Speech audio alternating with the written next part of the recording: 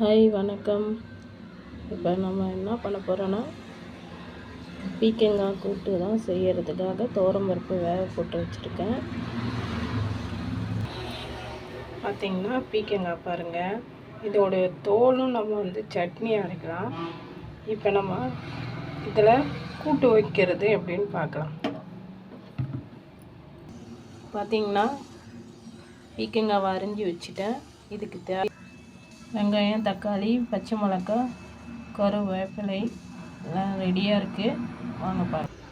எண்ணெய் காஞ்சிடுது, நம்ம கடுகு போட்டுக்கலாம். அது பெருஞ்சீரகம் போட்டுக்கலாம்.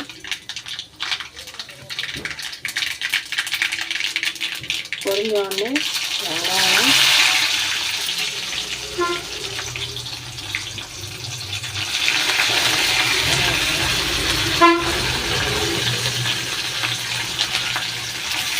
தக்காளி, வெங்காயம் வதங்கிருக்கு. பெருங்காயத்தூள் பார்த்திங்கன்னா சாதம் வெந்துடுச்சு. வெங்காயம் கொஞ்சம் வதங்கிடுது. பீக்கங்காய் போட்டு வதக்கலாம்.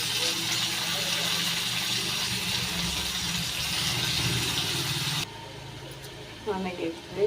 மஞ்சத்தூள், மிளகாய்த்தூள்,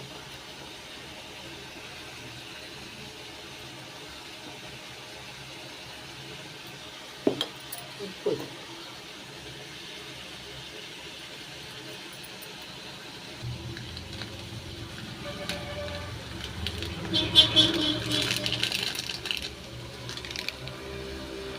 காய் வதங்கிறது. வேக வச்சு பருப்பை சேர்த்துடலாம்.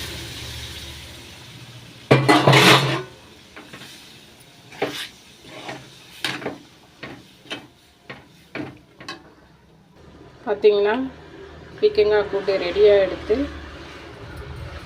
எப்பவுமே இருக்கிறத வச்சு தான் நம்ம நிறைவாக சாப்பிட்ணும். கிராமத்தில் கிடைக்கக்கூடியது தான் இதெல்லாம். வாங்கி சாப்பிடுங்க. பிடிச்சிருந்தா லைக் பண்ணுங்கள், ஷேர் பண்ணுங்கள், கமெண்ட் பண்ணுங்கள்.